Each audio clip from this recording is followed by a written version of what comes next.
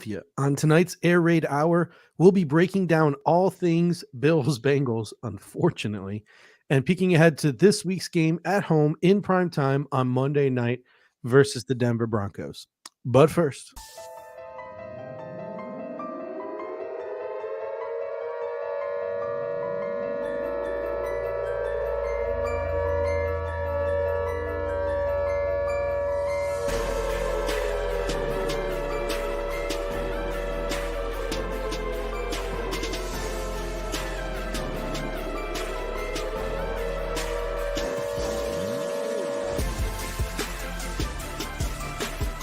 welcome to the Air Raid Hour, a Cover One Network podcast.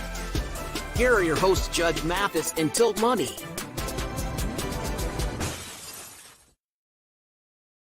welcome in, ladies and gentlemen, to the Air Raid Hour presented by the Cover One Sports Network and Picasso's Pizza. Dave, we said at the end of the pregame show, let's hope we're not here for a therapy session, and the Buffalo Bills are about to give us our fourth therapy session of the season. As the standings currently stand, the Buffalo Bills are 9th in the AFC. And after tonight, even though it's looking good right now, the Chargers are up 14-0. After tonight, if the Jets can come back and win this game, the Buffalo Bills could possibly be behind a Zach Wilson-led New York Jets football team. That's how down bad we are right now, that's even a possibility. All of that being said, still only one game out of the AFC East lead. Welcome back, Dave, to this in the hunt lifestyle that we as Bills fans have not had to go through since the Doug Marrone, Rex Ryan era. The in the hunt lifestyle is not where I want to be. Several years, whether you go back to the Rex Ryan or Doug Marrone era, or you go back to even the Dick Duran era, where the Bills would somehow find their way to like 6-7, 7-7 towards the end of the season, and they just get your hopes up a little bit, and then obviously rip your hearts out at the end of the year. A little bit of a different circumstance where the Bills were always playing catch up, it seemed back then. Now it seems like we are just falling a bit out of favor as far as this midway point, I'll call it, through this season. But yeah, it's been unfortunate. And like, you look at the silver linings, like you said, and you say, look, you're still, Miami lost, the Bills lose. Like, you had a golden opportunity to take back control of the AFC East. You didn't do it. But ultimately it was status quo for the division as far as tops of the division this week, with both Miami and the Bills losing. So in that regard, you didn't really lose any ground to Miami, but you did lose ground in the overall AFC picture. Funny comment here from Axon Jackson. He says, are we bow hunting? Because we certainly aren't packing any heat. Hey, we have bow hunted before in 2017 and made our way into the playoffs. So it's going to be a little bit more difficult this year with the way the AFC is so stacked and with all the AFC losses that we continue to pile up. Before we get into a couple of super chats that came in at around 4:00 this afternoon from Justin Tyndall, and we want to thank Justin for his generosity, and we'll get to those super chats in a moment. I'm not sure if they're popping up in the comment section or not, but we'll put them on the screen in a moment. Want to do a quick little injury update because the Buffalo Bills pretty much just don't have a defense anymore at this point. Terrell Bernard is going to be in concussion protocol, most likely. Dane Jackson probably also going to be in concussion protocol. Christian Benford, he injured a hamstring, and Micah Hyde, who missed all of last season with a neck injury, has a neck stinger. So last night at one point, the Buffalo Bills had Tyrell Dodson at middle linebacker. They had Dorian Williams at weak side linebacker. They had Rasul Douglas and Josh Norman at cornerback, and they had Taylor Rapp at free safety. And they were using Cam Lewis as their thick dime. So that is about where the Buffalo Bills were at on defense last night. The injuries just continue to pile up for the Buffalo Bills. Injuries pile up, and maybe, another silver lining, if Terrell Bernard in the concussion protocol, the Bills do play on Monday, this upcoming game. So it gives him an extra day, hopefully, to clear that. And you hope that if that's the case, he can make it back in time for this Broncos game upcoming.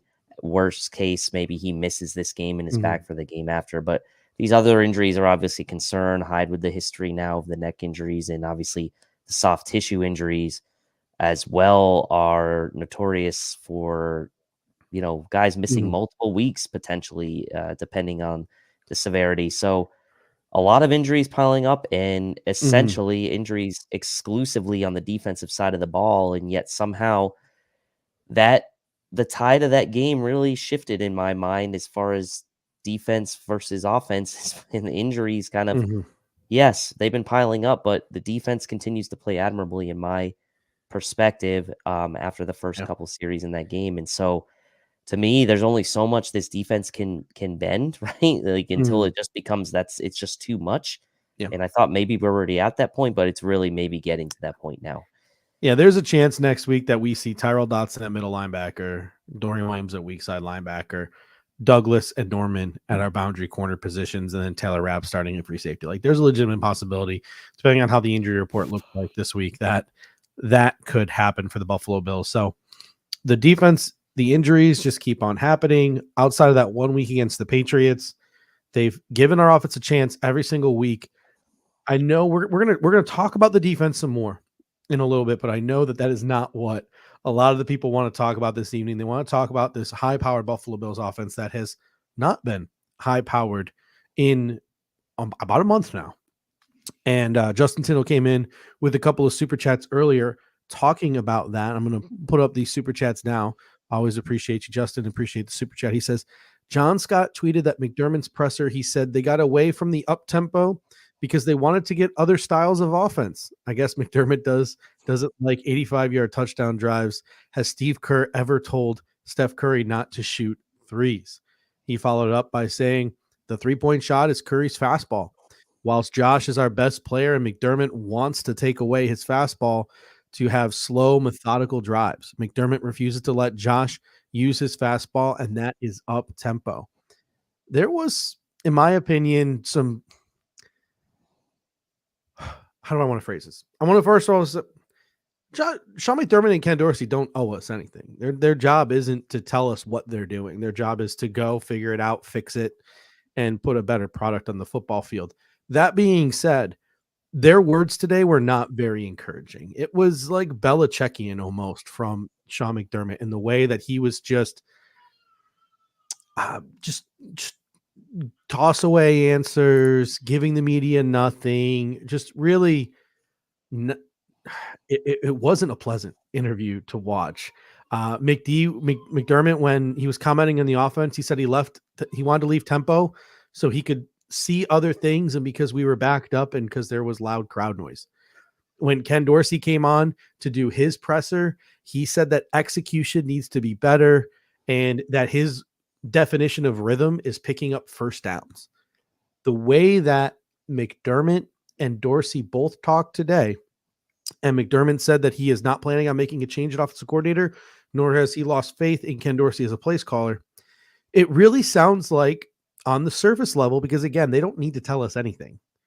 It sounds like nothing major is changing anytime soon. Mm-hmm. It's week 10, and this historically high-powered Buffalo Bills offense has no idea who they are. They have like amnesia. There's just no identity to this offense. And to me, that's malpractice. And if it continues throughout the entirety of the rest of this season, and we miss the playoffs and we waste a year of Josh Allen's window, that could be fireable malpractice, in my opinion. We could be starting to get into that type of conversation in that type of territory. What are your thoughts? Uh, so firstly, I'm not surprised about the answers in the press conference, although it did annoy me. I Mhm. will say I'm not surprised by it. This is what we've come to expect from Sean McDermott press conferences. And like you said, he doesn't necessarily owe us anything, but it was at least somewhat refreshing for the media to press him slightly, because Mhm. typically the guys in there asking the questions don't really press McDermott all that much into any really tough questions. And it was nice that they pressed him a little bit this time, but obviously he's not giving any kind of real answer. The fact of Mhm. the matter is this, right?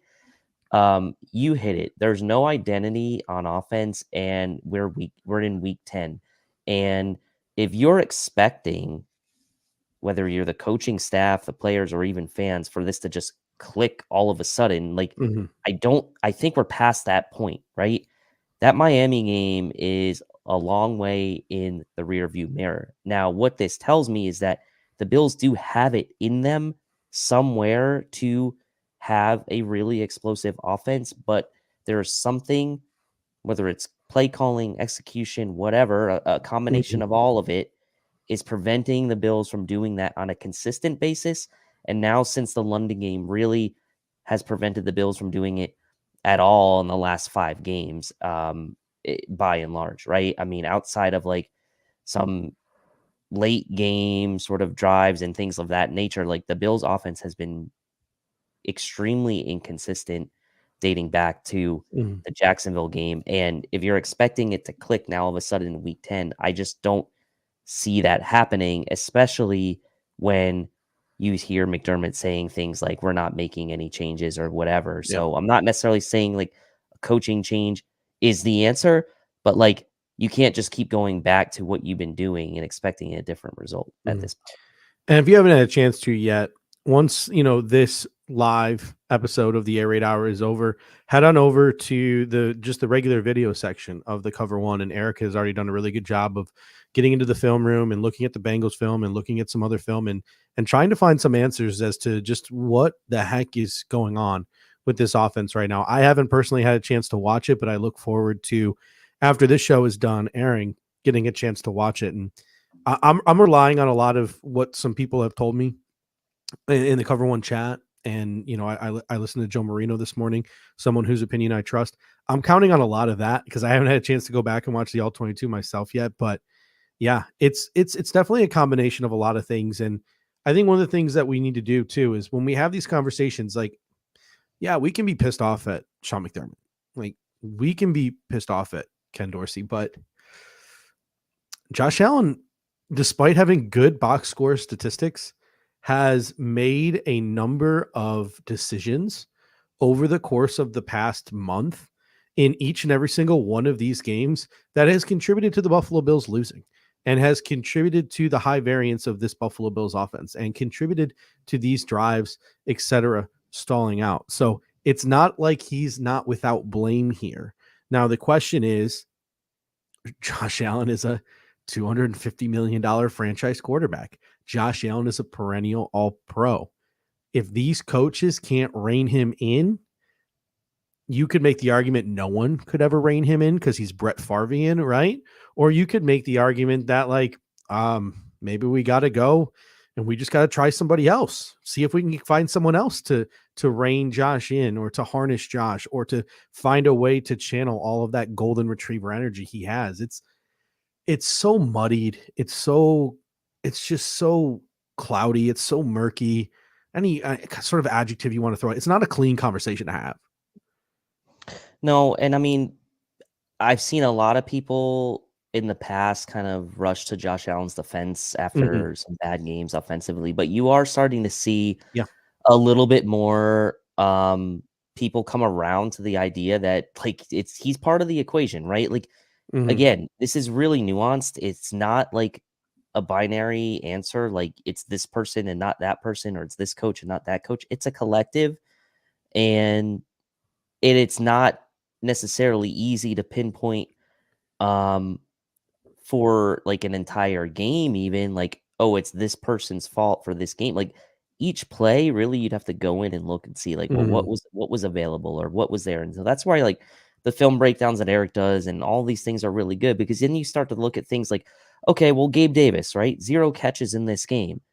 Is that because Gabe Davis isn't getting open, or is that because the play calls aren't putting Gabe Davis in a position where he's like one of Josh Allen's first or second Mhm. reads? Or is it Josh Allen just not finding Gabe Davis in the right situations, in the right like in the right time of the game? Meaning like the throw that he threw the interception, 2 other guys open underneath, he forces it to Gabe Davis, there's an interception. So like that's not Gabe Davis's fault, but are there Mhm. other plays in the game where Gabe Davis, like who, like we have to go back and really look at this and see.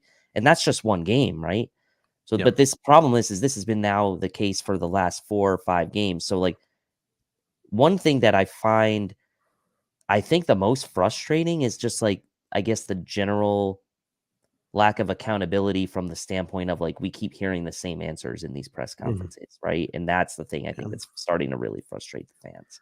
All right, let's get into it. Our usual segment number one here, our biggest takeaway from the Buffalo Bills 24-18 loss to the Cincinnati Bengals. Every week, both you and I, we sit down, we think about the game that was, and we try to think about one big takeaway, because the way both of our minds work, there's a 50 million things that we're going to talk about over the course of the next hour. There just is. So the challenge for both of us every week is figuring out the one thing that we think is like the most important takeaway from this game. So Dave, I'm going to start with you. What was your biggest takeaway? And then obviously I'll read some comments from the comment section as well. If you were to take away one thing from this football game, what is it? Wow. The biggest takeaway that I have is this offense is broken. I mean, this is an offense, the way it's operating right now, that I don't think this team.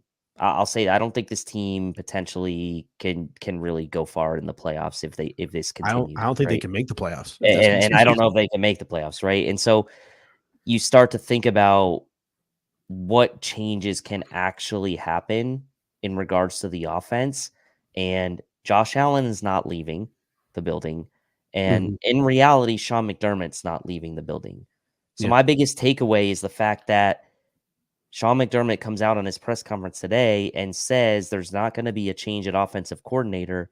Okay, well, to me, then this is your audition, Ken Dorsey, for the last 8 games of the season to keep your job, right? Because I keep like, to me, I was thinking about it today, and you know that meme where the guy's like holding the girl's hand and then he like looks like this at like the Mhm. thing behind him.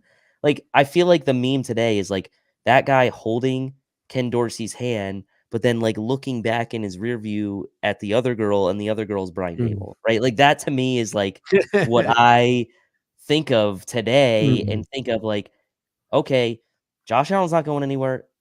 In 99% chance, Sean McDermott's not going anywhere. Ken Dorsey, this is now kind of up to you to fix this, I think, for the last 8 games of this season. So Mhm. my biggest takeaway is the offense is broken, and I'm not sure it's going to be fixed this year, right? Like, Yeah. that's the thing that I think scares me the most. Yeah, I mean, to me, I think Ken Dorsey's a dead man walking unless this offense can turn into an absolute juggernaut and march its way confidently and comfortably into the playoffs and win at least a game or two. I think Ken Dorsey's gone. I don't think he's back here in 2024. I mean, even if we limp into the playoffs and this offense just gets back to like average, right? Like, in terms of scoring, because according to EPA and DVOA, and we're going to get into all that stuff, they're still like the best team in the league. We're gonna get into that because that triggers a lot of people. But if this offense gets back in sync and they start scoring again, and like they have to be the juggernauts that they were weeks like 2 through 4 consistently, I think for Ken Dorsey to save his job almost. Like this team needs to make a massive run. If we just limp into the playoffs and barely win a game or lose a game, Ken Dorsey's a dead man walking. If we miss the playoffs, he's a dead man walking. Yeah, and I think that for me, that's where like Mm-hmm. my mindset really shifted within the game last night, right? In the beginning of the game, I was really kind of frustrated with the defense, right? Like the Mm-hmm. Bengals marched down the field on that opening drive, no resistance whatsoever. The Bills do come back and answer back with a very nice touchdown Mm-hmm. drive of their own. The Bengals go back down, march down for another touchdown. They take the 14-7 lead. But in really, after the Bengals got that second touchdown when it was 14-7, I really felt like, given the personnel, given the injuries, that the defense kind of like honestly did a decent job from that point forward. But the offense, Mm-hmm. to only put up 18 points against a defense in the Bengals that, outside of being a good takeaway unit, not really being a team that's great at stopping teams from converting third down, or Mm-hmm. allowing teams to score, like giving up over 20 points a game, and this Bills offense can only put up 2 touchdown drives. over the course of the night, that's a problem, right? Mhm. And now we can see when the Bills go up against a team like the Bengals who have a really good offense, there's only so much this defense can do with all these injuries to keep Mhm. things at bay, and they did the best they could, but the offense has not held up their end of the bargain. And Sean McDermott even said, and you could kind of see how ticked he was at coming out of that halftime interview, and we said we're not playing good complementary football. Seemed to me like it was a shot at the offense at that Yeah. point. So And we're going to get into that word complementary football later on in the show too, because I want to have a conversation about it because, and people are going to be triggered by this. Technically, Sean McDermott's not wrong. Like the Buffalo Bills were in bad field position all game offensively, and we're giving the Bengals good field position all game. So like they really were playing really bad complementary football. So we'll get to that in a little bit. But RJ Melville's biggest takeaway, he says, it's Ken Dorsey. He ruined Josh. Even in his rookie season, he didn't look like this. Roy Collins, like this one, a little positive energy from Roy. He says Kincaid is the real deal. We're definitely going to talk about Dalton Kincaid a little bit. Claude Puig comes in and says, sometimes I think Josh gets in these boneheaded situations because he puts too much on his shoulders. He doesn't get the help Brett Favre got. Look at how stacked those Packers offenses were. It was also like the 1990s, right? Early 2000s. I think Josh Allen probably would have thrived a little bit more back then in those days as well. Not to put any hate on those football players of that generation specifically. Matt Center comes in and says, fire Dorsey and move up another coach to run the same system.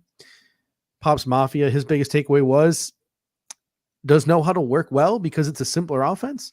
Leonard Fournette said it takes a couple of weeks to learn this. It'll take a couple of weeks to learn this offense. Maybe the offense needs to be simplified. And that's a conversation that you and I have had over the past couple of weeks as well.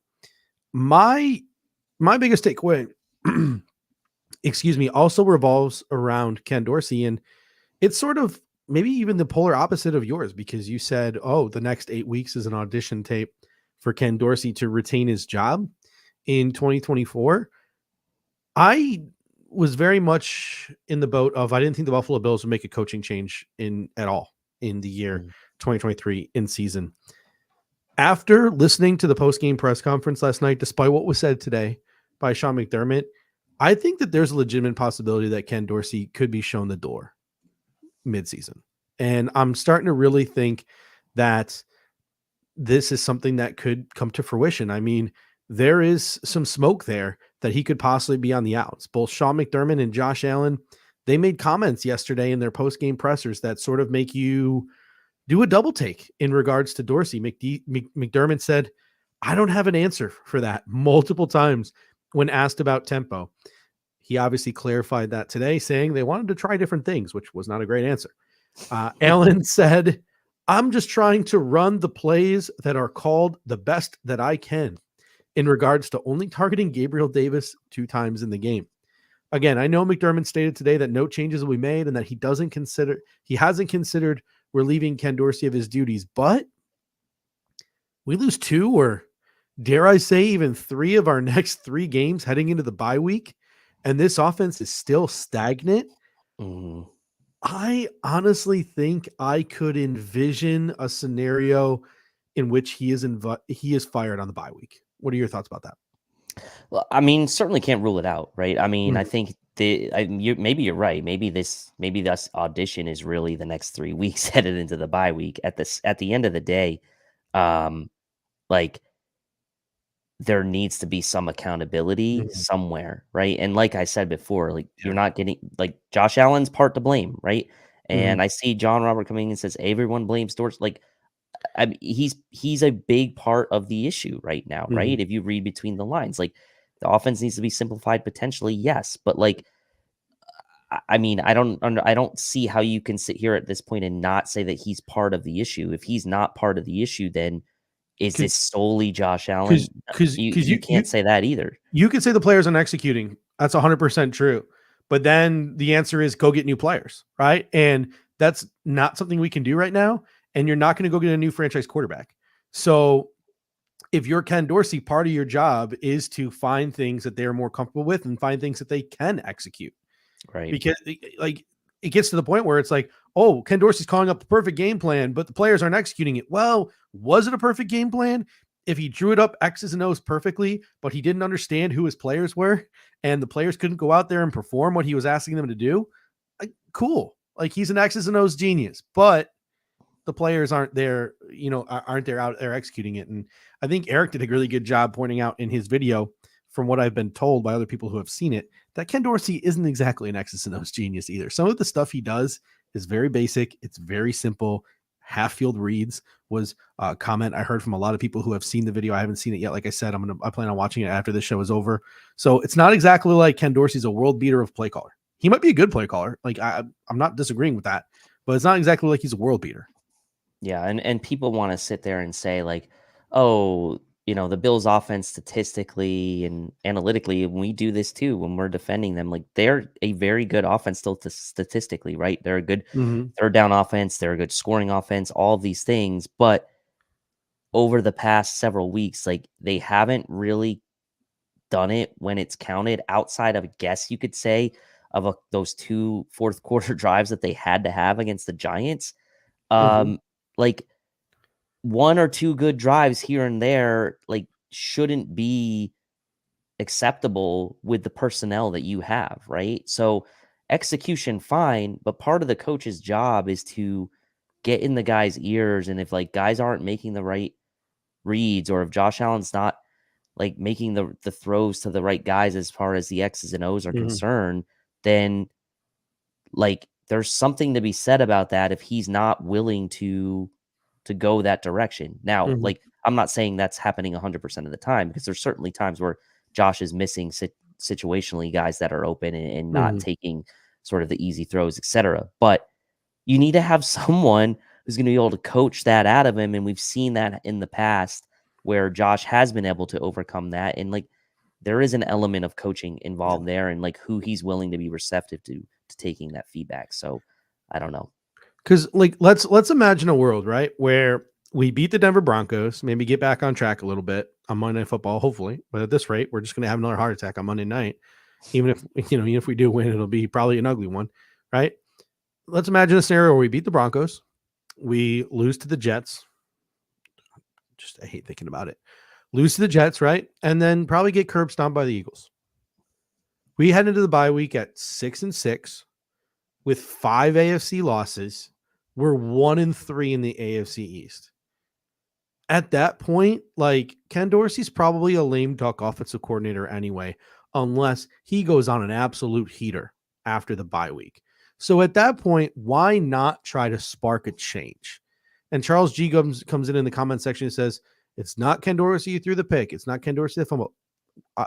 I'm 100% willing to admit that Ken Dorsey might be getting blamed for other people's issues, but Ken Dorsey is in part to blame too. And I'm not trying to place all the blame on him, but we have to try to do something to get this offense course corrected. We have to try to do something to spark this offense. If we're sitting there at 6-6, 5 AFC losses, 1-3 in the AFCs, why not?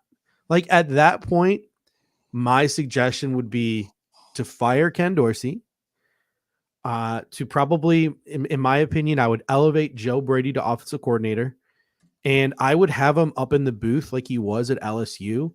And when Joe Brady was at LSU in 2019, during that national championship run with Joe Burrow and Jamar Chase, he always had Steve Enzimer, who was technically the offensive coordinator of LSU, next to him as he was calling plays. This veteran guy, this sounding board, this guy to help him out, this guy to be a second set of eyes for Joe Brady as he was calling plays for LSU. So my suggestion for the Buffalo Bills, if we were to fire Ken Dorsey at the bye week, if this offense continues to be stagnant, would be to put Joe Brady up in the booth to call plays, and to have another guy who's on staff, who's been an offensive coordinator before in the National Football League, Mike Shula, sitting right next to him as a sounding board. I think if you put those two heads together, if you put those two guys up in the booth, give them that all 22 view, I think maybe they can help this offense try to form some kind of identity, maybe form some kind of spark, and maybe try to salvage a season. And then from there, we can have a conversation in the offseason about where to go in terms of the direction of this offense. Yeah, and I mean, these are tough decisions that have to be made, right? I mean, you have decisions where winning organizations don't accept the status quo because things are good when things really should be great based on who Mhm. you have as your quarterback, right? And look, the ceiling for Josh Allen is incredibly high, maybe the highest of any player in the NFL, but we've seen too much inconsistency this year. Again, he is to blame Mhm. for some of this. I do think that the interception he threw to Gabe Davis last night was totally 100% on Josh Allen. I don't think that was really any Mhm. blame to put on Ken Dorsey for that. There were guys open underneath, live to see another day. But over the course of a season, like you have to find something that gels, right? We always talk about like the offensive line. You need like five guys that gel together for them to play their best. And maybe it's like you got to make a tough decision at some point to kind of move things forward here. Even though things might be pretty good right now, we've seen that there's potentially a cap on what this offense can be from a consistency standpoint week to week. So you need to maybe potentially shuffle things up a bit to find Mhm. that consistency, even if that means taking maybe a small step backward to take 2 or 3 forward for the long run. And that's something we might have to be willing to accept. I don't know. We got a lot to talk about. We got a lot to talk about tonight, but I don't know. I kind of want to have this conversation because I think that there is a growing number of people on social media. My comments are full of them. I've had to mute some things. No offense, people. I've had to mute some of my tweets just because every other comment is Sean McDermott bashing and fire Sean McDermott bashing and why aren't we talking about firing the head coach and we can't have a defensive minded head coach. And we had that conversation last offseason, right? Like me and you both had that conversation when Sean Payton was available. Should the Buffalo Bills had considered firing Sean McDermott and pursuing Sean Payton? Thank freaking God they did not, right? But we had that philosophical conversation about how it's always going to kind of suck, right? To have Josh Allen as your quarterback and Sean McDermott as your head coach because, you know, it, even if we have success on offense, that offensive coordinator is going to go bye-bye, right? Like, so you're not going to have that play caller. You're not going to Patrick Mahomes and Andy Reid, Doug Peterson, Trevor Lawrence. Like, you're just not going to have that kind of Jalen Hurts, Nick Sirianni. Like, you're just not going to have that. Like, we don't get that in Buffalo. And there are some interesting conversations to be had, especially this offseason. We don't know who the possible candidates, like say we fire Ken Dorsey this offseason, right? We don't Mm. know who the possible candidates could be, as plenty of guys are going to get fired in January, right? And not retained. And the list of candidates in February is going to be drastically different than the list of candidates now. But what we do know right now is that if you want the best of the best offensive play caller that's available on the market and to retain the best offensive coordinator that's available on the market, the best play caller that's available on the market, the price you have to pay is Sean McDermott. Like, that's the price you have to pay. They had a great Rock Power report, called it a WGR last night, and had a great comment. Like, John Fox got Denver very far. Couldn't get him over the top. Gary Kubiak did. Took him 1 year. They found the right guy. He was an offensive play caller. They had Peyton Manning. So what I did, and like I said, I just want to get a little freaky. Why not? Let's get a little freaky here tonight. I made a list of all of the top offensive minds who could potentially be available this offseason. I want to run this list by you and the people in the comment section. And I want to get your take on who you would or would not prefer over Sean McDermott. And a couple of people have now said in the comment section, trade for Sean McVay, which is not something I considered, mostly because I don't think Sean McVay, again, I'm not ripping on Buffalo. I lived in Buffalo my whole life for 25 years. Sean McVay, I don't picture ever being a guy that wants to come live in Buffalo. That is a Los Angeles man through and through. Yeah. Like, yeah, I don't think we're getting Sean McVay. But let me run this list by you. I'm going to start with the big name, Ben Johnson. Lions offensive coordinator, generally considered probably the best non-head coaching play caller in the NFL right now. If you had the choice this offseason between Ben Johnson coming to Buffalo as the head coach of the Buffalo Bills or retaining Sean McDermott, who would you choose? Wow. Man, that's tough to say when the season's only halfway over, but I would be Okay, I'll put it to you this way. Like the beginning of the season, I would have said like no way, like there's no way I Mhm. would do that. But now I'm kind of like, maybe, Yeah. maybe I would do that. Like maybe I would, right? I'd be willing to take a swing potentially for the the promised land Mhm. if that's what it took to get to that promised land. Now the problem potentially you have with that is this whole Brandon Beane, Sean McDermott kind of like partnership, right? So like, is that something that would play where Brandon Beane stays and then Ben Johnson comes in and they become like the new partnership? That would be kind of interesting, right? So Mhm. like, I think that the question is a good one. I would very much be open to that idea, but I also think there are other ramifications beyond just the Mhm. head coach that Yeah. we need to think about in that regard. Charles G comes in and says, "If we did the same exercise after the Bucks game, I wonder how it goes." That's why I said we're getting freaky tonight. I'm in my feelings. I'm going full Nagiri tonight. We're having these. We're having a little. We're getting a little weird. And Charles G comes in and makes another great point. A known leader over a very good play caller. 100%. 100% true. Like I'm, and that's the discussion you have to have. What do you think is more important? Maybe a known play caller gets you that one run that you need to get you over the top. But then maybe in terms of longevity, the better leader is the way to go. But Yeah.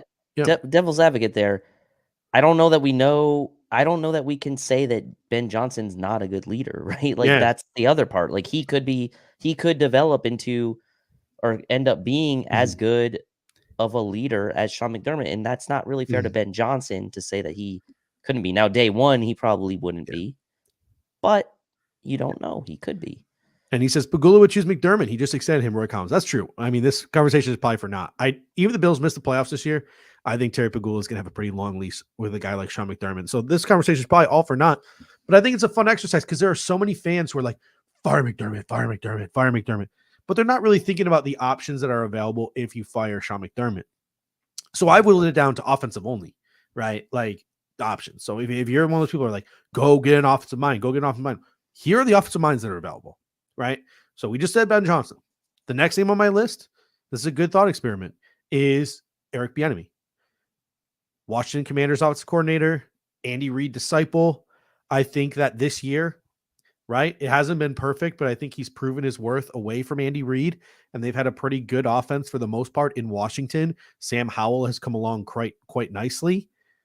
Eric Bieniemy has interviewed for head coaching jobs year after year after year after year after year. Is Eric Mhm. Bieniemy someone that you would hire over Sean McDermott?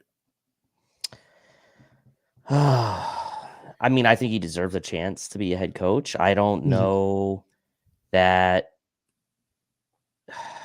I mean, I think he's kind of right there with Ben Johnson, right? I think he's a little bit more Mhm. seasoned, right? I think he would probably be more likely to come in and be able to kind of be the executive type, more immediately. But I also think that like it's hard for me to really say if that would be better or the same as a guy like, Ben Johnson. It is Mhm. interesting to see what Bieniemy has done with Sam Howell, and I think that's really interesting. But like, you also could say the same thing about Ben Johnson with Jared Goff. So, look, those are two names that would be very intriguing Uh-huh. to me, and it's a really tough question to answer. I think like the fact that we're even having the conversation, we're even kind of like Uh-huh. open to even the idea of it, just kind of tells you where at least we are maybe in our thought process that Yeah. like the door is cracked. I mean, look, It's cracked. It's in our cracked. minds, like the extension, yes, like all Uh-huh. these things muddy the waters and like the chances of it happening are super low, right? I Mhm. get that. But like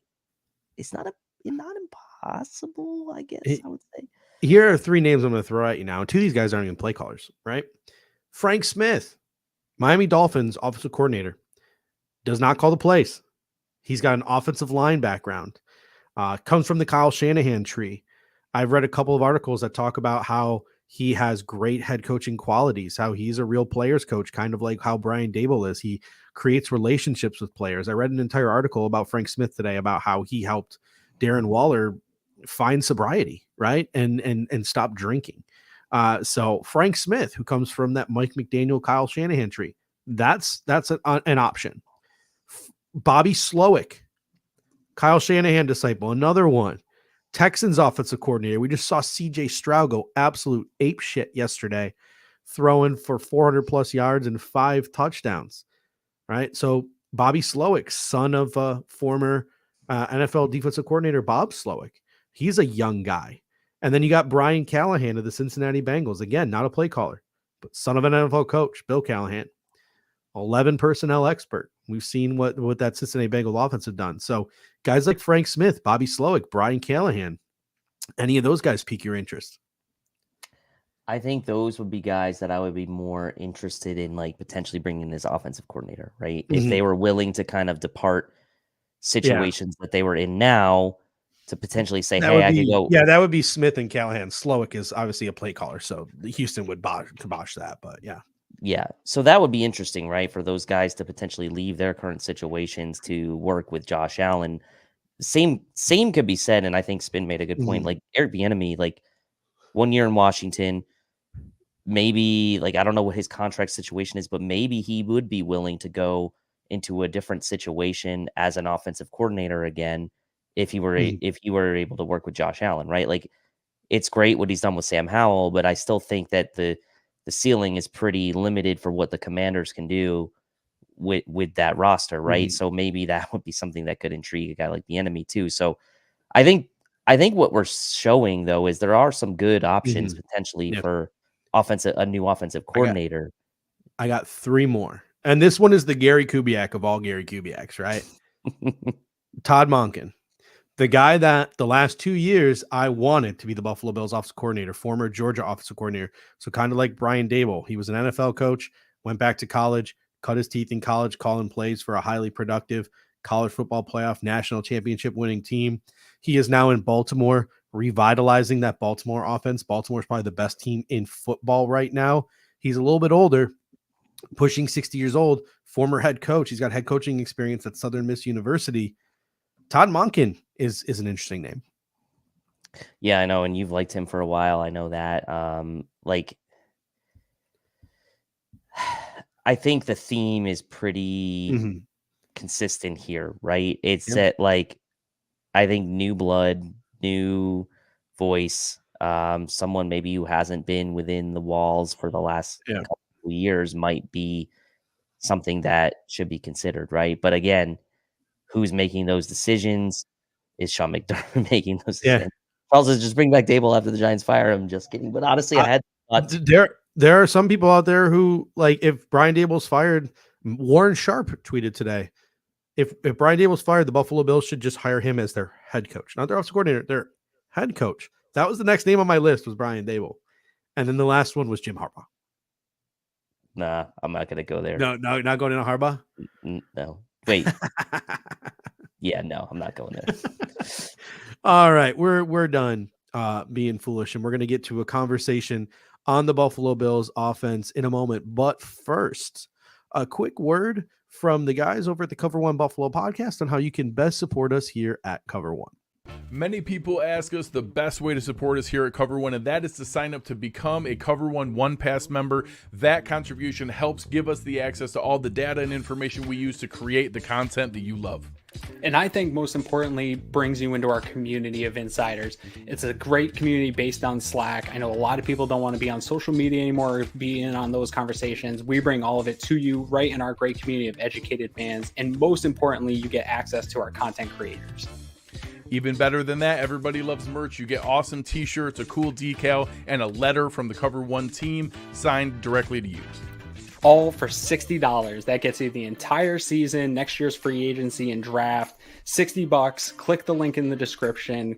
Cover One Insider. Become one today.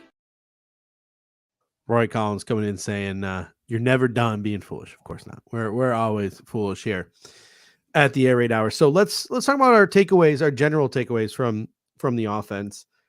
9 drives for the offense in this football game. We started with a touchdown. We ended with a touchdown. The 7 drives in between, 2 turnovers, 4 punts, and a field goal. Another absolute no-show from this offense from a scoring perspective. When the defense, down pretty much every starter, was doing their damn best to give the Bills offense every shot to march down the field, to score some points, and to win this football game. Yeah, and like the sad thing about this whole thing too is like the Bengals win the coin toss, right? They take the ball, and I'm thinking like I would have done the same thing if I was the Bengals, knowing how the Bills defense has been on opening drives, and as expected, the Bills defense absolutely Swiss cheese on the opening drive of the game. Bengals go down and score, and I'm like, oh boy, like this is going to be a situation where like we really need the offense to step up. And what do? Go back and answer right away, that great drive to answer, and then just things go completely stagnant really after that. And the Bills only end up scoring one more touchdown the rest of the way. And it just like, it's mind-boggling to me. And it comes down to the consistency element, right? The Bengals offense was pretty consistent all night. And I know our defense kind of tightened up a bit sort of in the second half, but really the Bengals offense was consistent all night. They were moving the chains. Their time of possession was good. And the Bills offense really couldn't match that when they had the ball. And so again, the theme, which it has been really going back to the Jags game, is like the consistency, right? At times it looks pretty good. At times it looks really bad. And against like lesser opponents, we've gotten away with it. And the offense has done just enough, but obviously against better opponents, and in this game especially, like they just didn't do enough. And that's the frustrating thing when you see that the Bengals score 24 points. You think to yourself, like, this Bills offense should be able to put up 24 points against that Bengals defense. You mentioned it time and time again, too, in the pregame show. You mentioned turnovers. The Bengals defense was getting them in bunches. You said that it would be a key to this football game. They had 2 takeaways in this game. We had none. It was a huge difference maker. Yeah, it was a huge difference maker. And like I was trying to will into existence like a clean game, as I put in my hot take, no turnovers for either team. But the Bengals, like I said, like, yes, number 2 team in turnover differential going into this game. They now got another +2 in turnover differential after last night's game, which I think puts them now tops in the NFL, if I'm not mistaken, depending on what happens tonight. I don't think the Jets or Chargers are in the running for that, but like I'm pretty sure that puts them in the top in the NFL in turnover differential from a team stat standpoint. So again, this team, they give up yards. You just have to play a clean game against them. But the Bills fell right into what the Bengals do well, which was take the ball away. And the Bills inexplicably throw an interception deep in their own zone somehow, and a miracle happens, and the Bills defense actually forces a punt after that. But then obviously the Dalton Kincaid fumble later on was absolutely killer at a time where the Bills actually were driving and looking to come back and cut it to within possibly a field goal if they get the touchdown and the 2-point conversion. And obviously that didn't happen. So the rest was history. But great comment here from Charles G. He says Bengals played with a bully ball mentality. 2 things. Number 1, they took the opening kick, and the first down. They took the opening kick, and then they took that ball down for a touchdown, and then the first down play on the final possession was a pass, was aggressive down the field. That really stuck the knife into the heart of the Buffalo Bills defense, and they picked up another first down on the ground, and the game was over. Astro comes in, and this is going to be a talking point when we get to the defense. Our defense hasn't had interceptions since week 4. Insane considering how many interceptions are just luck. 100%. We're going to talk about that a little bit when we get to the Buffalo Bills defense portion of the show. We're turning the ball over, and we're not forcing turnovers. Not a great recipe for success. We talked a lot about toxic differential in the pregame show. I want to have a conversation a little bit about oh gosh, why am I blanking on the name? Complimentary football. That's a trigger word in Bills Mafia land right now. A buzzword that Sean McDermott likes to use. And he's not wrong. Like, as much as we want to be mad at Sean McDermott because we think he's forcing a certain offensive philosophy on this offense in order to create complimentary football, he's also not wrong when he states that we are not playing good complimentary football. The Buffalo Bills are... Sam Martin just forgot how to punt yesterday, so he gave the Bengals wonderful field possession. We turned the ball over inside the 50 when Josh Allen threw that interception. We put our defense in a really bad spot on a number of occasions. Not to mention, we started most of our drives from inside the 20-yard line because, number 1, For some reason, we still keep returning kicks. Stupid. Stop doing it. And number two, Deontay Hardy keeps fair catching punts like inside the 10, 15-yard line. So the Buffalo Bills have not had very good field position. It seems like it's been a month since the Buffalo Bills have really been starting the possessions around the 40, 50-yard line. I remember the last couple of years, what made the Buffalo Bills so successful? We were always starting our drives at the 40, 50-yard line, right? Our offense didn't have to go very far. And there are a lot of people on social media who are mad at the analytics community right now. They're like, fuck EPA, fuck DVOA. It's for losers. It's for nerds. I don't trust what I see with my eyes. All these various different things. People are mad because the Buffalo Bills are still at the top of the league in a lot of these categories and these advanced statistics, despite not looking all that great on the field. And I think people, like I said, will hate to hear this, but Sean McDermott's not wrong when he says the Bills are not playing complimentary football. The Bengals starting in great field position all night. The Bills, they were backed up in their own end. So they make the plays necessary to get to midfield. The Buffalo Bills do, right? We get the ball at the 9-yard line. We drive it to midfield. We're puffing up our EPA and our DVOA numbers. And then because we had to drive so far down the field, eventually we get a penalty. Eventually we get into a third down situation that we can't convert, etc. And the Buffalo Bills can't convert a long drive into points, right? Field position has been a major issue for the Buffalo Bills the past few weeks.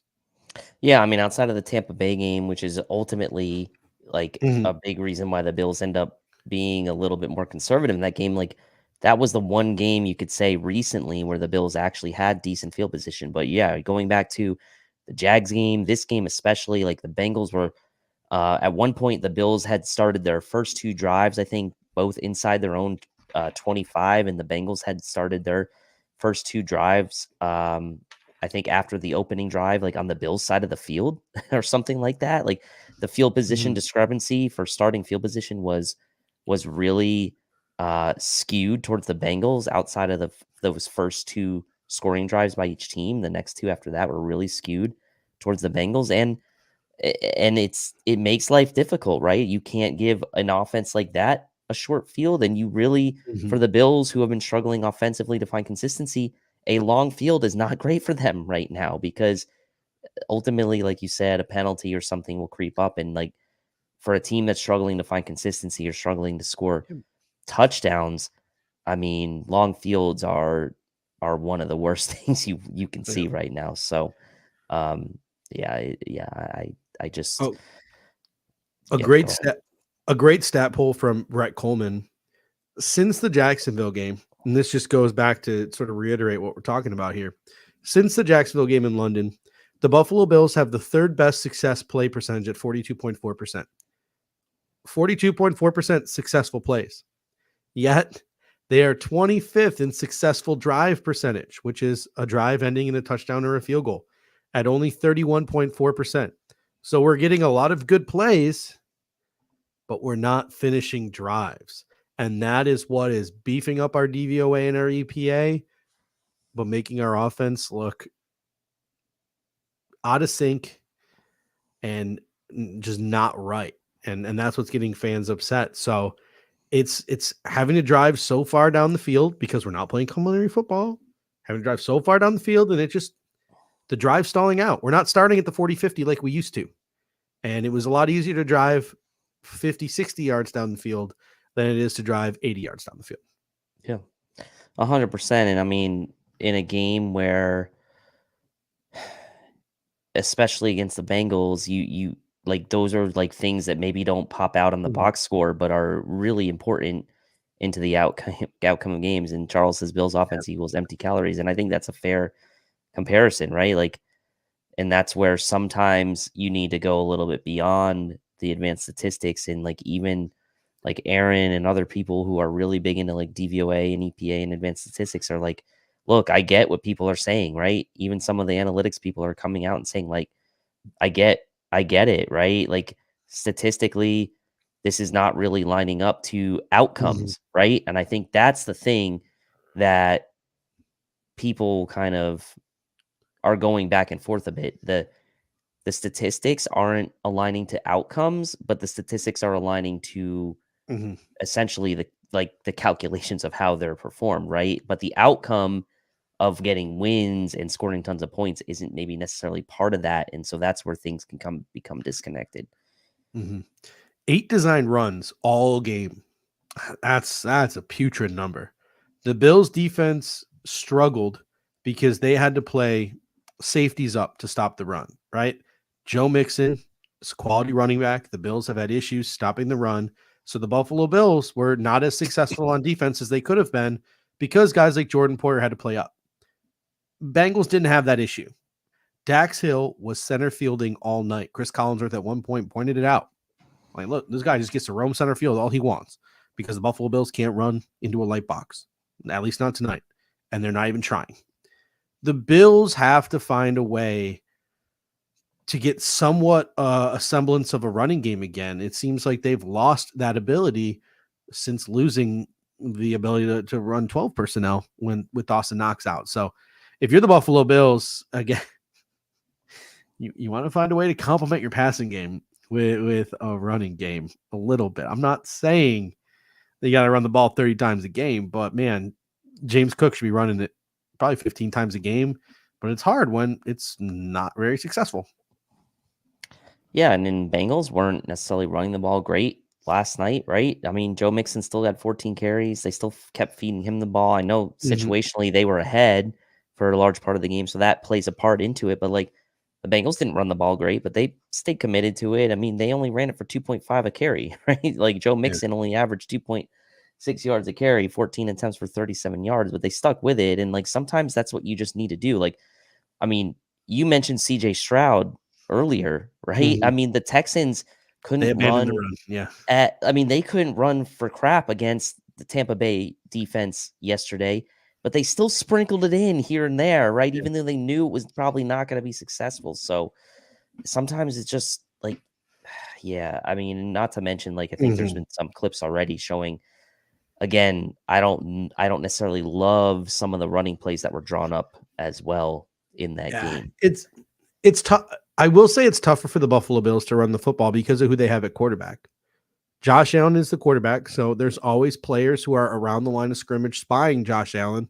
And because there are players around the line of scrimmage spying Josh Allen, there are extra guys there with the ability to get to and tackle the running back when you hand the ball off. That's just a fact. So having Josh Allen at your quarterback also at the same time makes it more difficult to run the football. The Bills have not been getting a push on the line of scrimmage when they try to run the ball. That's also a fact. Like there's just not a lot of space. I'm pretty impressed with the way James Cook has been creating after contact because I feel like he's getting touched relatively quick. That being said, I'm starting to see some writing on the wall. And I think over the next week or so, the Buffalo Bills are probably going to scapegoat James Cook. The Buffalo Bills are definitely going to scapegoat Latavius Murray. And I wouldn't be surprised if over the next month, Leonard Fournette becomes the bell cow back for the Buffalo Bills. I'm not ready to. I mean, I think shock maybe isn't the right word. I would be surprised, right? I wouldn't be surprised if Leonard Fournette takes some snaps away from Latavius Murray, but like to take James Cook out of that role, that would come as a bit of a surprise to me. Now maybe Leonard Fournette can do a little bit more between the tackles after contact, whatever. But like you said, I feel like James Cook's been doing a pretty admirable job on that front. So I agree. I'd be mad. Like I'm not condoning what I think is gonna happen. I just don't see it happening. I mean, I think that would be like a very odd scapegoating if it were like if I was gonna. So I wouldn't say like playoff Lenny is gonna not like be involved. Like once he maybe gets called up, but like that seems a little bit I'm not gonna go there. Leon comes in and says, well, the Ravens have a scrambling quarterback and they can run the ball, and the Eagles have a scrambling quarterback and they can run the ball. Yes. And as somebody, thankfully, and I just I lost the comment there. Spin comes in and answers the question correctly. It's because their offensive line was drafted and signed to run block first and pass block second. The Buffalo Bills offensive line is designed and structured and drafted and signed via free agency to pass block first and run block second. So it's two completely different types of offensive lines, and that's why the Buffalo Bills struggle when they have those players like spies there for Josh Allen. Gabriel Davis, 0 catches, 2 targets. There was that massive uncalled DPI in the end zone. He was open a few other times. Josh Allen made the decision to look elsewhere. Still, Jekyll and Hyde performance from your wide receiver 2. And while this is not uncommon, if you look around the National Football League at other wide receiver 2s, it does really make me think, and we've had this conversation previous, it would be unwise to pay Gabriel Davis market value and to extend him when you can go out in the draft and you can add wide receivers who can impact the game and impact your team right away. We've seen it around the National Football League. It just would not be wise for the Buffalo Bills to, in the salary cap era, give Gabriel Davis somewhere between $11 and $13 million AAV. Yeah, and I think this is, again, not necessarily all his fault, Nope. but some of it is Not his at all. fault, right? Yep. It's not all Mhm. his fault, but like some of it is. But Yep. at the end of the day, the Bills have to think about asset allocation as well. And it's like, if in the current state, they're not able to consistently get their wide receiver 2 involved, whether it's because of coaching or otherwise, like you're going to have to allocate assets elsewhere, right? You're just going to have to, and it's going to be painful to see him potentially go somewhere else and potentially maybe have a little bit more consistency than what he's had with the Bills, because he has been that ceiling type of player. He's been like our Deshaun Jackson of old, like from the Eagles, right? Yep. Like he'll have games where he just absolutely kills it, and he'll have games where he really doesn't contribute much. So from an asset allocation standpoint, to me, it makes sense that like the Bills maybe need to look elsewhere because they can't afford him, for one, I think, based on what he's going to demand. And I also do think that there's a little bit of a faction out there that are like Gabe Davis apologists and think that he's like a wide receiver 1B or whatever you want to call it. Like, and I'm not saying he is one of the better wide receiver 2s in the league, but I think if you're looking to the future, you just can't pay him that much right now. Looking at some of the other wide receivers on the depth chart too, I think it's about time to have this conversation too. 3 snaps on offense the entire game. Deontay Hardy, an absolute disappointment this year. Like, this guy is not getting any separation at all on his routes.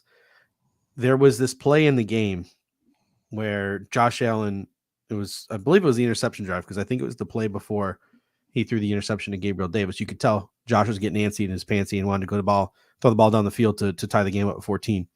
I believe I'm putting the play in context here, but Josh Allen has Gabriel Davis on a crosser. He has James Cook on a little curl underneath. He's got some options underneath where he could dump the ball off. He could pick up adequate yards and the Bills could move on. Josh Allen did not make the incorrect read because he had mano-a-mano wide receiver on safety. He had Deontay Hardy matched up against the safety. He threw the ball down the field. It was an awful pass. It was not great. His downfield passes have not been great since the shoulder injury. So that's number one. The pass wasn't great. And number 2, Deontay Hardy had no separation whatsoever. Like, dude was just like, you're a 5'7" nothing pound guy who's supposed to run past safeties, and that guy was just step for step with you, bullying you down the field. Like, there was just no separation. Could have been a better throw from Josh, 100%, but Josh made the right read. He just made a bad throw, and the receiver didn't do his job getting open. So Deontay Hardy's been a massive disappointment, not separating at all. We had the conversation about Trent Sherfield on the pregame show. He just is what he is. He's a souped-up Jake Kumaro, right? Yep. It's time to feed Shakir. We're going to have that conversation in a moment. But the 2024 offseason, to me, needs to be about loading up on boundary receivers. Field stretchers, guys who can work down the ball down the field. Get me some X wide receiver prototypes, someone that maybe we can mold into a successor for Stephon Diggs. Get me some of those Z receiver, like field stretcher, speed, Marquez Valdez, Scantling types, right? Get me 2 boundary dudes this offseason to complement Kincaid, who can work the middle, Knox, who can work the middle, Shakir, who's proving he can work the middle, Cook, who you can use over the middle of the field, and even Stephon Diggs. If you can get some boundary threats and you can start working Stephon Diggs into the slot more, you got plenty of guys who can work the middle of the field if you're the Buffalo Bills. This offseason should be about adding some boundary weapons. Yeah, and I'm glad you mentioned Kincaid and Shakir, right? Because those two guys have really stepped up and provided nice options over the last 2 to 3 weeks, especially ascending the last 2 to 3 weeks. If we want to talk about positives on the offense, Shakir and Kincaid opening up things a little bit over the middle for Josh Allen. But now at this point, like, you don't have another reliable option on the outside besides Stephon Diggs. So I am with you on that. And I think like there was a time where we were like all about like, well, we need to find that guy who can like work the middle, get open, be Josh's security blanket in the slot like Cole Beasley was, blah, blah, blah. And like, we've got that right now with Shakir, it looks like, who is ascending, and Kincaid. So now our focus maybe needs to go back, especially because we expect that Gabe Davis might be gone and lost in the offseason because the Bills won't be signing him. If you can go out this offseason, right, and you have Stephon Diggs, you have Dalton Kincaid, you have Khalil Shakir. Those are the three guys. Like Knox, Cook, all those things. We can have that. Diggs, Kincaid, Shakir. Those are your building blocks in the passing game, right? You go out and you add some kind of veteran who gives you an Emmanuel Sanders type of presence on the boundary. Diggs on one side, Emmanuel Sanders type of veteran on the other side, Shakir and Kincaid working the middle. That's fun, right? That's exciting. Then you double down and use an early round pick on another bona fide boundary type receiver, whether it's the first round or the second round. Go get yourself a Keon Coleman. Go get yourself a Xavier Worthy. Go get yourself a Xavier Legette. Now you have a veteran field stretcher. You have a young rookie X wide receiver prototype field stretcher. You have Stephon Diggs. You have Dalton Kincaid. You have Khalil Shakir. You have guys who can work outside. You have guys who work inside. You have guys who can work underneath. You have guys who can stretch the field. You are just giving Josh Allen all the toys. That's what the Buffalo Bills need to do this offseason. It sucks because there's nothing we can do right now. We just got to make it work with what we have. And I think we can. But to me, my focus this offseason is going to be fuck the defense. Like, we're seeing right now that they can figure it out and give us adequate play enough to win football games if our offense has a pulse. Go get our offense their pulse back. Go get Josh Allen all the freaking toys. Like that's going to be me pounding the table all off season. I think that's a nice little mock off season you've lined yourself up to do here coming up. So look, I'm with you. I kind of like that idea. I think, as you've been saying this entire season and even going into the season, funnel your offense through Diggs, Cook, and Kincaid. Knox is a complementary piece. Shakir is a complementary piece. Like, you have 5 legitimate options there, and then you add that extra legitimate boundary threat to the mix through the draft. Like, you've set yourself up pretty well if you're the Bills on offense. And if you compare that with, I'll say, the right coaching, then you might have something there. Pete Nana says, let's just sign T. Higgins. Can't afford that.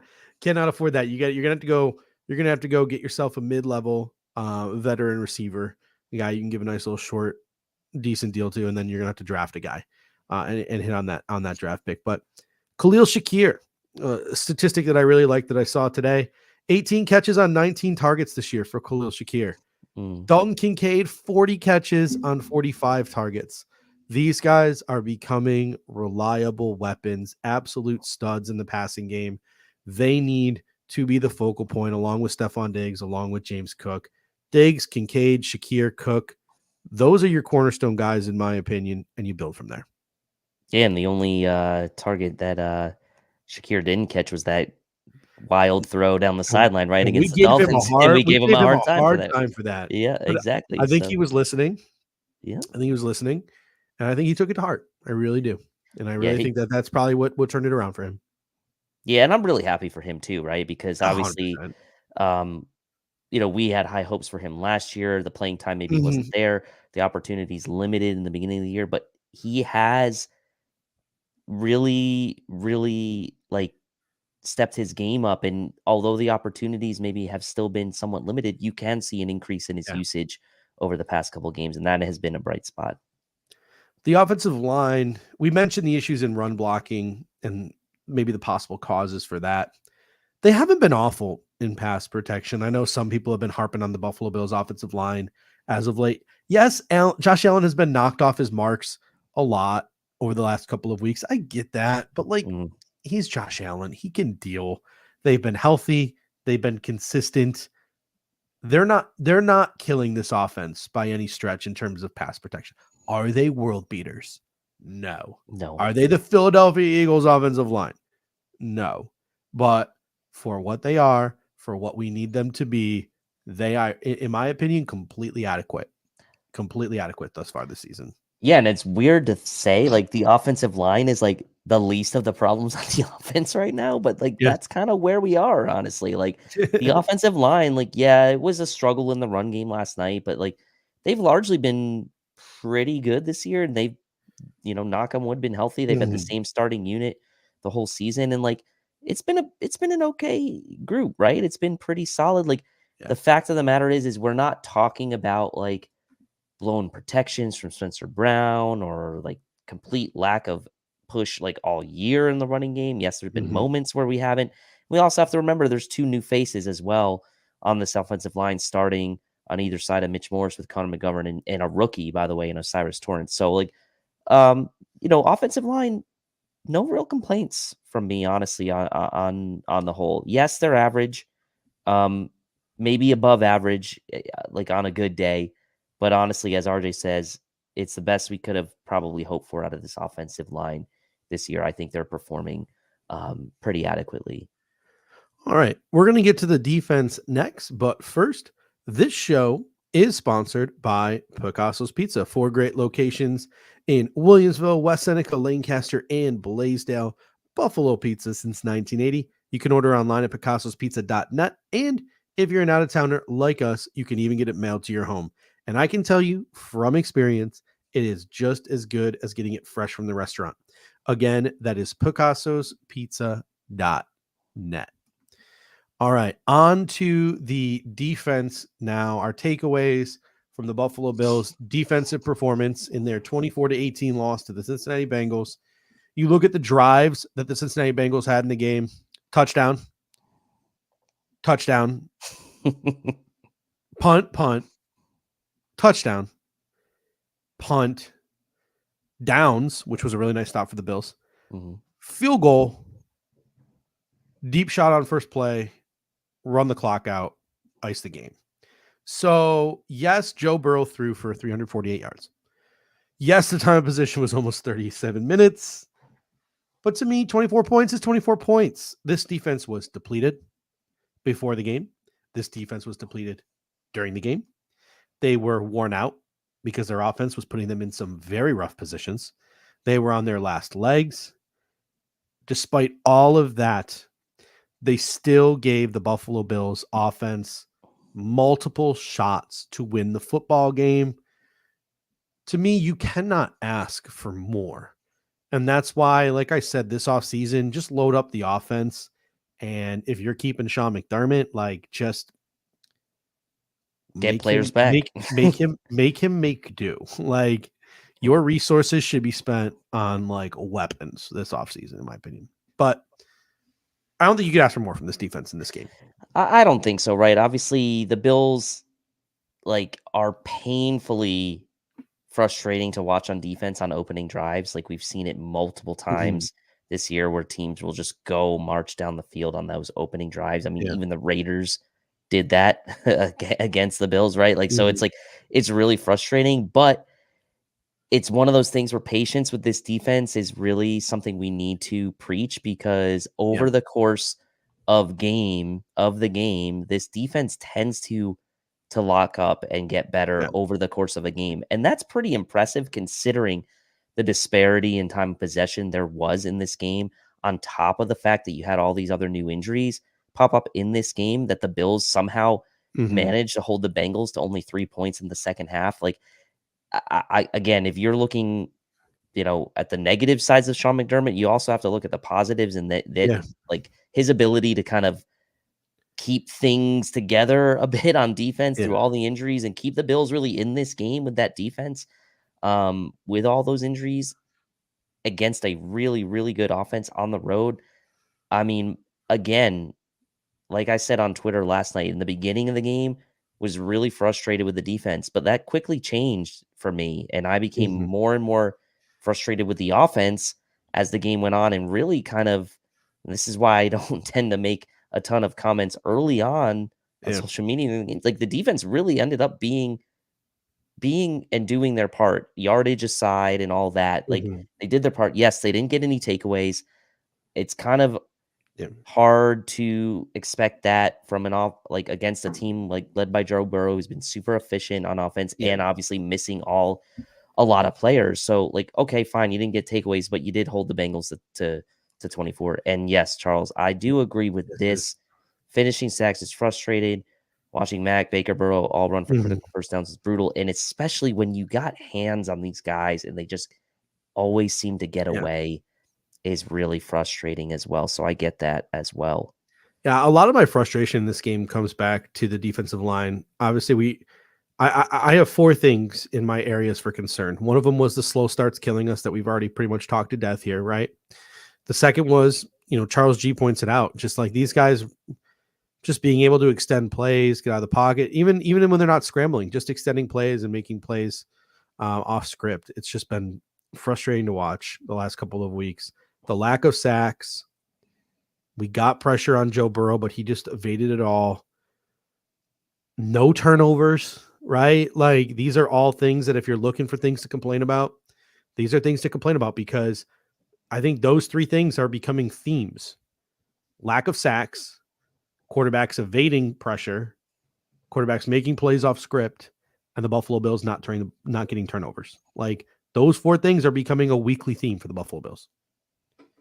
Yeah, and I think with these injuries and just the personnel the Bills have, I think it's going to be harder and harder to expect a lot of takeaways Yep. from this defense. And I think that's where the complementary football term comes back into play again, right? When you know your defense is doing everything they can, but just because of the personnel they have, and obviously there's some luck involved here too with bounces and like fumbles going one way or another, or lack of interceptions, whatever. Like the offense really needs to keep it clean so that they don't put even more pressure on the defense to take the ball away, which obviously is going to be a problem, especially coming into this second stretch of the schedule when you start playing against some of these really good offenses, like not getting takeaways and toxic differential plays on the defensive side is going to be tough for this defense to overcome this second part of the schedule.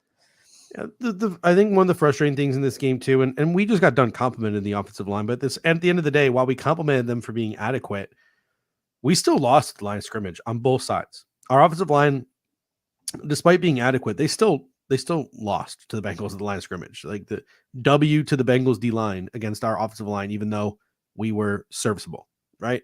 And on the same side, W to the Bengals offensive line because we lost at the line of scrimmage on defense as well. Sean McDermott called a massive. I was shocked at the number of blitzes that he called.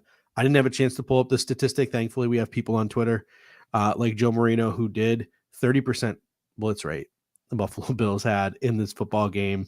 And when the Buffalo Bills blitzed, we talked about it in the pregame. We said it. I was like, I don't need to read the PFF data.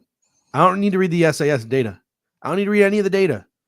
I was like, I don't need to read any of the data to you guys. I don't need to read the numbers. I was like, just trust me, bro. Joe Burrow, when pressured, he good. He Source, good. trust me, bro. And it was true. And it was true. It was one true. of the very rare occasions where it was true, right? Like he ate them alive. And to me, I went in a different direction than I think a lot of people went. A lot of people were like, oh, McDermott, dummy. Like, I don't know if it was dummy so much as it was, I don't think he had faith in the front 4. I really don't think he had faith in the 4 guys up front to apply pressure and to stop the run. And that's vital to what Sean McDermott wants to do. His scheme, in my opinion, it's vital to get a 4-man pressure. It's vital to be able to stop the run with the 4 guys up front. And right now, we just cannot do that. So Sean McDermott was looking for other answers, and they weren't the right ones. And it's super frustrating because every year, Dave, the Buffalo Bills defensive line starts the year hot as hell. Mm-hmm. And we're like, this is it. This is the year, man. All these additions, they were great. Buffalo Bills are the best defensive line in football. We have the best advantage that any defense in the NFL has. We can apply pressure with 4 guys. Look out, world. We can wreck shit with our front 4 and drop 7 guys into coverage. Look out. And every year we get our hopes up. And every year we get excited. And every year we puff our chest. And then every year this defensive line lets us down. And they're doing it again. And I understand Daquan Jones is hurt. I understand that Gregory Rousseau has a foot injury. I understand that Al Oliver has an injury. I understand that Leonard Floyd's playing through it. I get it. Like, it sucks. Like, but time is a flat circle, man. The defensive line is just repeating what it has done every year for 4 years now. Yeah, and I still think this is the best personnel they've had across the defensive line. But I agree. you know, maybe those injuries, like, I don't know, but like other teams are dealing with their own injury. Like, and like ultimately, like Daquan Jones being out is brutal, but like that shouldn't totally derail your ability from the other 7-8 guys that are playing on the defensive line, right? Like, I am with you. I'm with Spin. Like, said it in the pregame. Like, the game plan for the Bills should have been to get home with 4, drop back into coverage, and try to beat Joe Burrow that way. They didn't really do that. Was it a lack of confidence in getting home with 4? Maybe so, but I still would have taken my chances with guys like Rousseau and Epinesa and Floyd trying to get home at least a little bit. But the problem is that Joe Burrow, you know, getting rid of the ball quickly and making those subtle movements in the pocket. He's just like picking you apart. So tried something different and obviously didn't work, right? It just didn't work. So it was, you know, it's just how it goes. Uncle Doobie, who I'm assuming is a Bengals fan, who's been throughout the comments today, he said, what killed the Bills was that they weren't running the ball. That's it. That's the answer. If Allen is going to be the QB, he has to be encouraged to run. That's what makes the Bills dangerous. I don't disagree. Like, Chris Collinsworth legitimately pointed that out during the game, and we spoke on it earlier. When the Bengals were on defense, they could drop Dax Hill back to essentially play center field, because in no way, shape, or form were the Cincinnati Bengals concerned about the Buffalo Bills run game or the Buffalo Bills trying to run the ball. Right. The same cannot be said for the Buffalo Bills when they were defending the Cincinnati Bengals. They had to put a safety up in the box. You no longer have the numbers advantage in the secondary. Joe Burrow is Joe Cool. He's going to pick you apart. Like, the guy makes quick decisions. Quick decisions. He's decisive. He doesn't hesitate. And a lot of what the Buffalo Bills defense is predicated on is zone defenses, disguising coverages, guys being where they need to be when they need to be there, guys reacting to the quarterback's eyes, etc. And when you have a guy like Joe Burrow, who's just as good as he is, man, it's our kryptonite. And it does not help when you have to put a safety in the box. It doesn't. So that was a tough pill to swallow. And the Bengals they just got our number. Like, they do, like, on both sides of the ball. It's just not a great matchup for us, and that sucks because they're in the AFC. Like, at least let's get to the Super Bowl before we get our hearts broken. Like, you know. But anyway, Von Miller. That's the last thing I want to talk about here for the defense. I'm trying hard to be patient, right? Like, I'm trying hard not to overreact, and the Cover One group chat has done a really good job of keeping me sane. But even people like Joe Basalia and Joe Marino got pretty vocal this morning on their podcasts and their article for The Athletic about Von Miller and how he's been absolutely non-existent as a pass rusher. There was the play at the end of the game where Joe Mixon cut the run to the outside. Von Miller missed the tackle, and Joe Mixon ended the game. The Buffalo Bills didn't have a chance to get the ball back. They opened up his 3-week practice window. They rushed him onto the field. We all wanted it. So I'm not blaming them, right? But at what point do you got to take Von Miller off the field?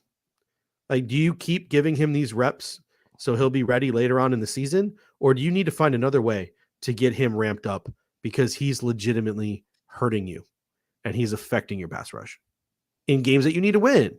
There's no buffer anymore.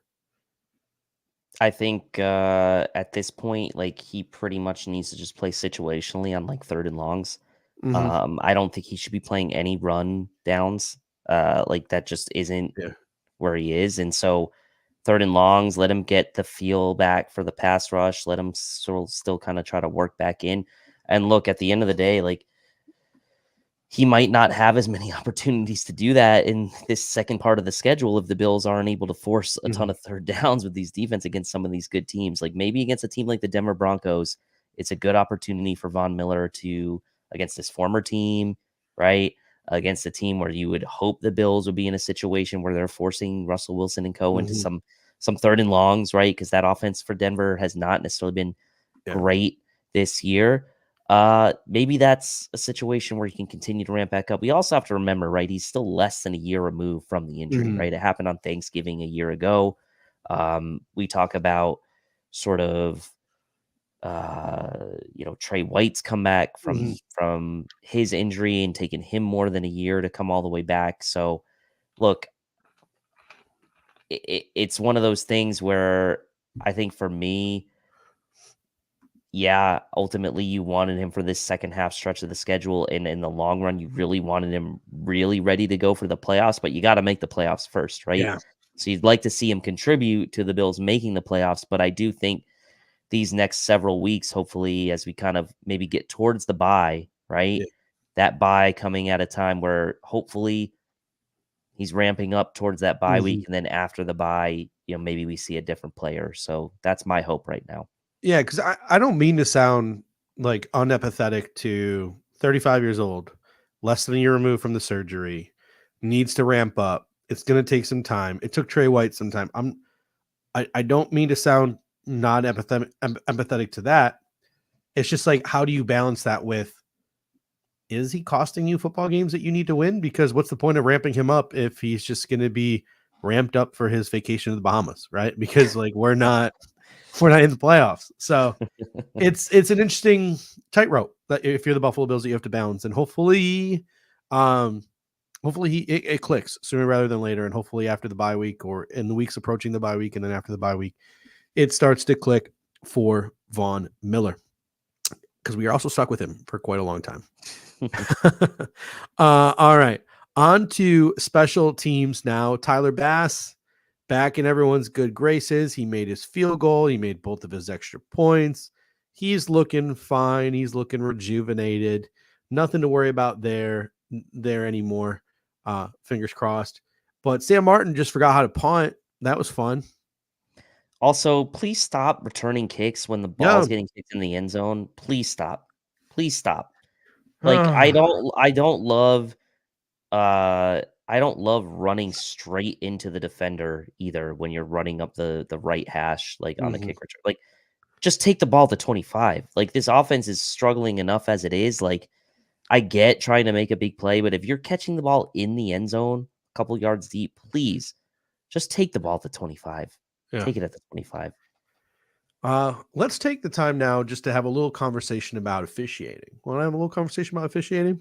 Sure. In no way, shape, or form stating the Buffalo Bills would have won this football game had the officiating been better. Nothing like that. We got outplayed. Bengals won. But man, is NFL officiating bad. And it's not going to change because the NFL saves a ton of money by not having full-time officials. And I honestly think the NFL enjoys being the villain, right? Like, because what are we doing? We're talking about it on Monday. First Take is talking about it. First Thing First is talking about it. Greeny's talking about it. Colin Cowherd's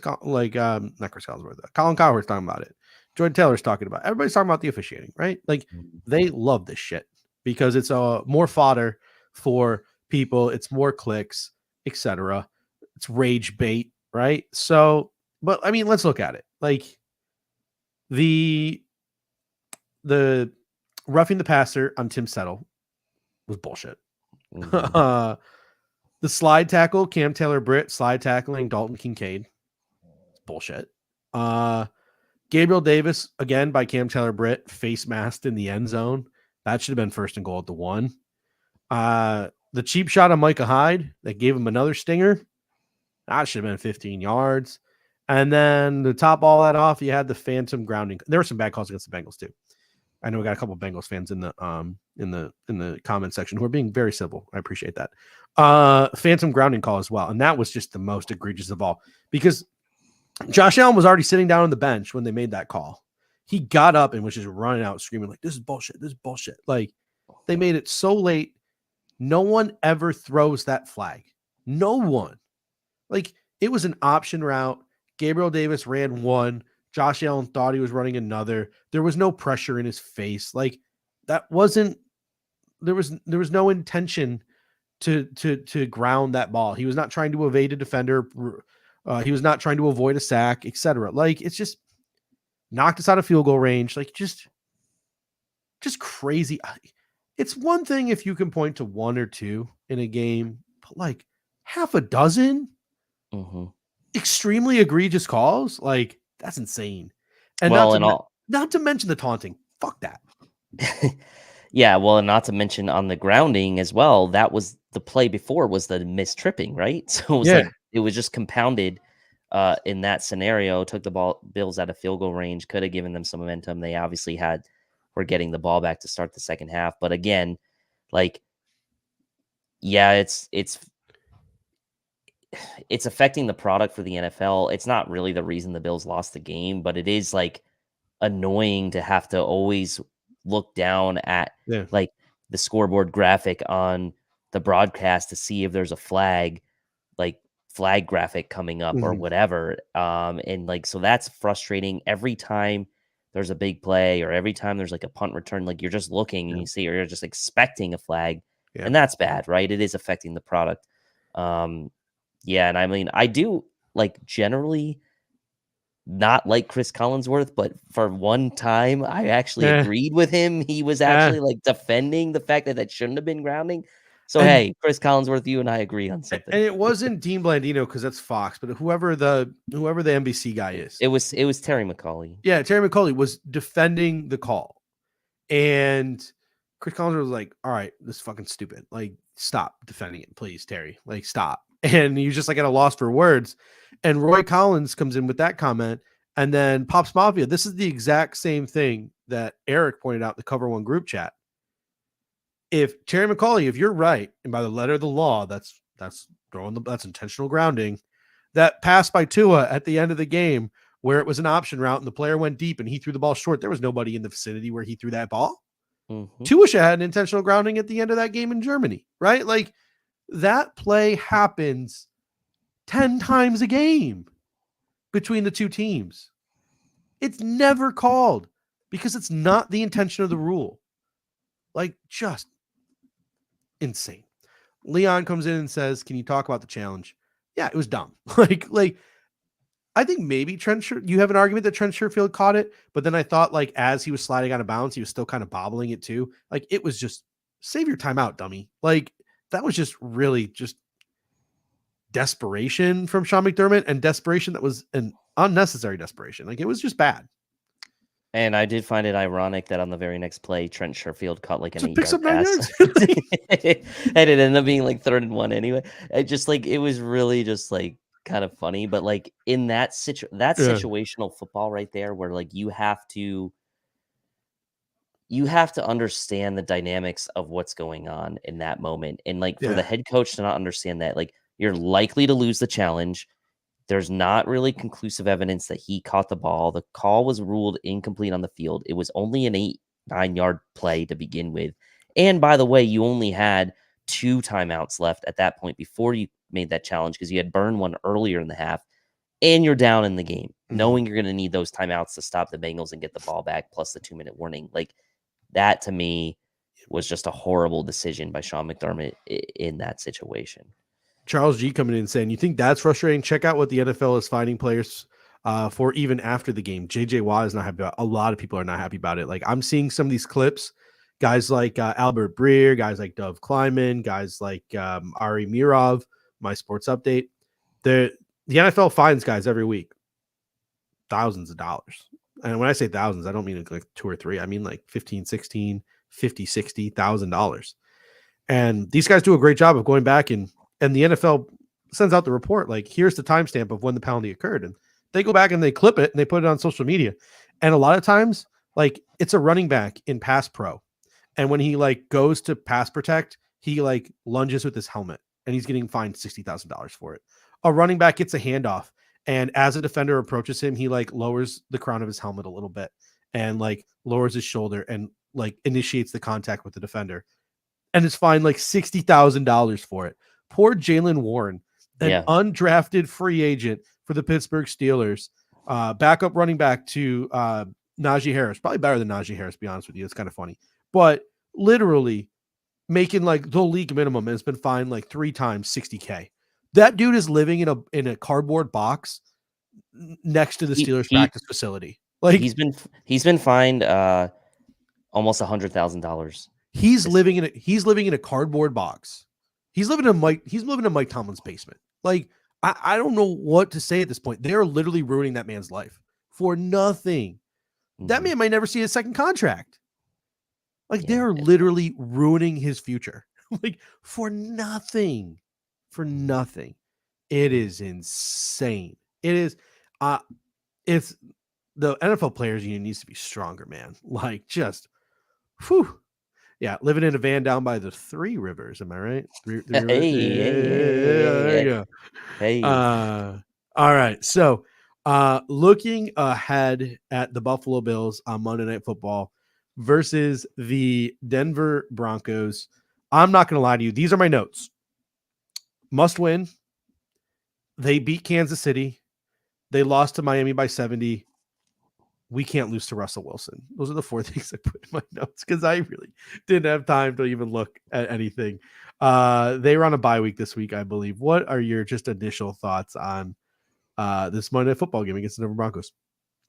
Yeah, people who follow the show know that I talk about this sometimes. My best friend here, he's a Broncos fan. I follow the Broncos fairly closely and talk about the Broncos with him quite a bit. Obviously, coming off the bye, I think the Broncos will be well prepared for this game. Sean Payton will have his guys ready to go. No one is really going to give them a chance in this game. I think the Broncos are going to be playing with house money in this game. Bills already opening up as 7.5, 8-point favorites, which again, just like Vegas continues to like the Bills, just hoping that they're going to turn it around.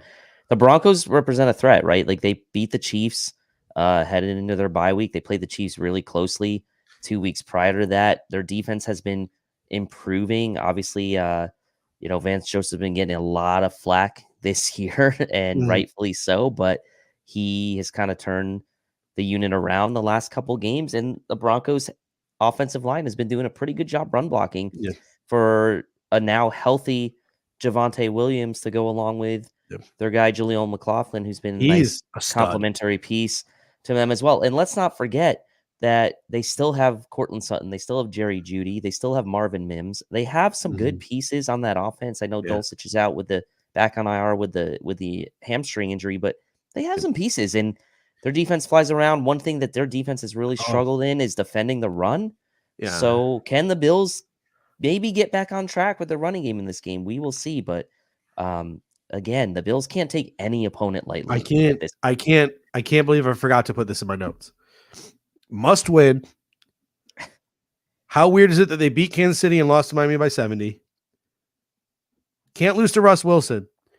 All caps. You cannot lose to Vance Joseph. Oh my God. How did I forget that the dumbest coach in football, maybe dumber than Nate Hackett, like that was the incompetent bowl when it was Denver versus the Jets, Nate Hackett versus Vance Joseph. That was just two dummies just going at it, right? Like you can't lose. You can't lose to Vance Joseph. Oh, I can't believe I forgot about that. Whew. All right, I'm glad I got that off my chest. You can't. Oh my! I'll be so embarrassed. I'm not going to show my face here on a post. I don't think we have a post game show for that one since it's on Monday night. Woo! If we we will just be doing the pregame for that. Yeah. And if we lose to Vance Joseph, I might never do a show again. That might be it for me and my podcasting career. All right, ladies and gentlemen, as we close things out here, we had a super chat from Scott Vanderloo. Scott, been a while. Nice to see you again. He says, I think they should just clear house of staff and coaches and start over. Scott, do I have a surprise for you? If you rewind the show back to the 15-minute mark and listen from about 15 minutes to about 60 minutes, you're going to really enjoy that conversation that we had at the top of the show, where we actually went through a number of offensive play callers who will be available this offseason and did a little game called Would You Rather Have Them or Sean McDermott? So you can rewind and enjoy that one. But I'm no longer mad at people who have this take, right? Like I used to be like, come on, like Sean McDermott's the winningest coach that the Bills have had since Marv Levy. Let's just like everyone has a down year. Like I'm honestly like I don't know if it's I'm tired. I don't know if it's I'm overworked. I don't know if it's I'm worn down. I don't know what it is, but like I'm cool with that take now. Like I might not 100% agree with it, but I'm cool with it. Like I'm not going to argue. I think it's gotten to the point where the conversation isn't laughable like it was maybe like a year ago, right? And where you would just like totally dismiss people that had that. And maybe, who knows, maybe they were ahead of their time, right? Sometimes the first to market has to take the punishment. But like, again, it's not the laughable or just like, you can't just dismiss the conversation anymore, right? Like it's, and even people who have been really steadfast supporters of Dorsey and even McDermott have been maybe showing a little bit of, of softening on some of their staunch support that they've had for those guys. From midnight to 6, they're going. Yeah, they are certainly going the other direction. Maybe midnight to 9. They're at midnight to 9 right now. Yeah. All right, ladies and gentlemen, thank you so much. If you would be so kind, if you're looking to support us in any way, shape, or form, there's a couple of things you can do. Number one, you can just hit the like button. Simple little click on your phone, on your computer, on your TV screen, etc. Smash that like button, really helps us with the algorithm. If you could be so kind, hitting the share button, copying the link, emailing or texting this show to friends and family, anyone you think might enjoy the Air Raid Hour post-game reaction show, the pregame show that we do before every game. That would be spectacular as well. And then last but not least, our weekly challenge. This helps us with the algorithm as well. If after this show is over and done being live, if you can leave a comment in the comment section, just your biggest takeaway from this game, anything that you're thinking about, maybe some of your 2024 offseason wish list, whether it be for the coaching staff or from a personnel standpoint, just any comment that you could leave, things that we could do better, things that you dislike about us, things that you like about us, whatever you want. Just a couple of emojis just for fun. And we can interpret those emojis in whatever way we want to interpret those emojis. Any comment really does help us out, and we really do appreciate it. So we'll be back Monday night, 7 p.m. Probably. Yeah, 7 p.m. sounds right. Leading into the Bills and the Broncos, and then you'll get the Cover One post game with the duo of Greg and Aaron after the game. So until next time, ladies and gentlemen, go Bills. Go Bills. Thank you for watching tonight's episode of the Air Raid Hour. Make sure to hit that like button on the way out. If you are catching the show on demand, leave a reply in the comment section and we will respond over the course of the week. You can always listen to every episode next day on all major podcasting platforms, including Apple Podcasts and Spotify, by searching Air Raid Buffalo. Thank you for your continued support, and as always, go Bills!